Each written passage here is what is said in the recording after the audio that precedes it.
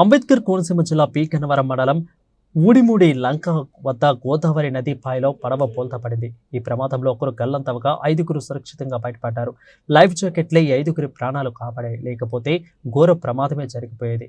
ఇక life jacket ధరించిన చంద్రవాడ విజయ్ కుమార్ 26 సంవత్సరాల వ్యక్తి గోదావరిలో గల్లంతయ్యారు.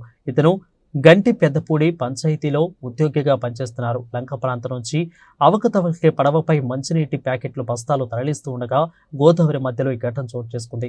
సమాచారం అందుకున్న పోలీసులు, రెవెన్యూ సిబ్బంది అక్కడికి చేరుకుని గల్లంతైన వ్యక్తి కోసం స్థానికులతో ఇంజిన్ బోల్టాపై గాలింపు చర్యలు చేపట్టారు.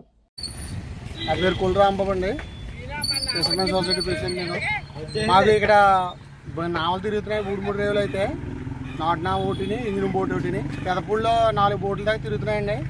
ఆ లంక గ్రామస్తులకి వాటర్ ప్యాకెట్ అట్టుకెళ్ళే సమయంలో లోడ్ ఎక్కువ అవటం వల్ల ఆ బోటు మునిగిపోవడం జరిగిందండి. అందులో 6గురు ఉన్నారు.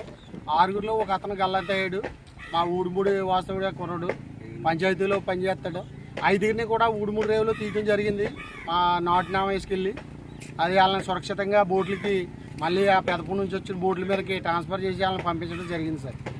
అదే ఒక అతను అయితే గల్లంతయ్యాడు, కనపట్టలేదండి.